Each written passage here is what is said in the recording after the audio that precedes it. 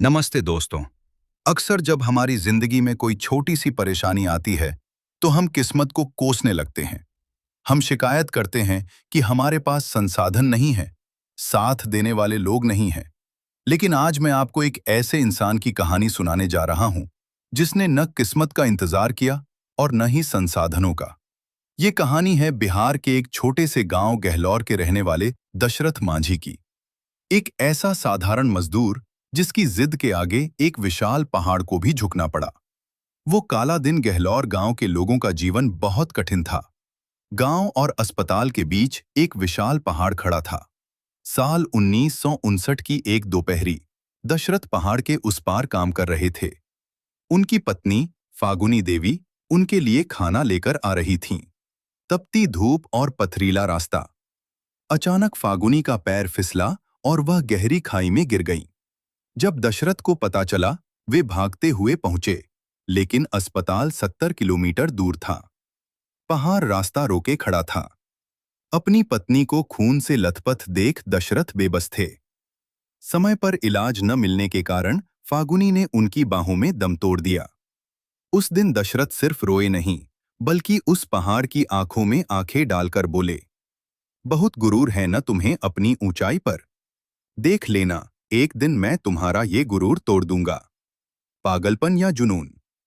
अगली सुबह जब सूरज की पहली किरण निकली तो गांव वालों ने एक अजीब सी आवाज सुनी। टक टक टक।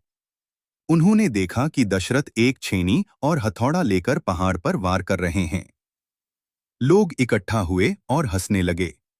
किसी ने कहा, बीवी के गम में पागल हो गया है। तो किसी ने कहा, अकेला आदमी पहाड़ काटेगा? नामुमकिन। लेकिन दशरथ ने किसी को जवाब नहीं दिया। वे बस मिट्टी और पत्थर में खो गए। दिन बीतते गए, महीने बीते और साल। लोग आते जाते उन्हें ताना मारते, लेकिन दशरथ का संघर्ष जारी रहा। जब सूखा पड़ा और गांव में पीने का पानी खत्म हो गया, तब भी वे पहाड़ काटते रहे।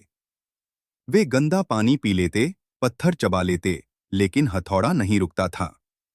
संघर्ष के 22 साल, क्या आप कल्पना कर सकते हैं?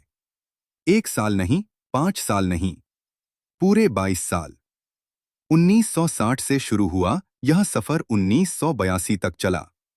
इस बीच उनके हाथ छिल गए, हड्डियां कमजोर हो गईं, उम्र ढलने लगी, लेकिन उनका हौसला और जवान होता गया। एक दिन वह चमत्कार हुआ जिसकी उम्मीद किसी को नहीं थी। उस विशाल पहाड़ के बीच से 360 फीट लंबी और 30 फीट चौड़ी सड़क निकल आई थी। जो रास्ता 70 किलोमीटर का था, वह अब सिर्फ 15 किलोमीटर रह गया। जिस गांव को दुनिया ने भुला दिया था, उस गांव के लिए दशरथ मांझी भगवान बन चुके थे। इससे यह सीख मिलती है कि दोस्तों, जब दशरथ मांझी से पूछा गया कि आपको डर नहीं लगा, तो उन्होंने बस एक बात कही, भगवान के भरोसे मत बैठिए, क्या पता भगवान हमारे भरोसे बैठा हो। यह कहानी हमें सिखाती है कि बाधाएं पहाड़ जैसी बड़ी हो सकती हैं, लेकिन इंसान का इरादा उससे भी ऊंचा हो सकता है। अगर आपके पास एक मकसद है और उस मकसद के लिए आप अकेले चलने का साहस रखते हैं, तो एक दिन दुनिया आपके पीछे चलेगी। याद रखिएगा, जब तक तोड़ेंगे नहीं, तब तक छोड़ेंगे नहीं।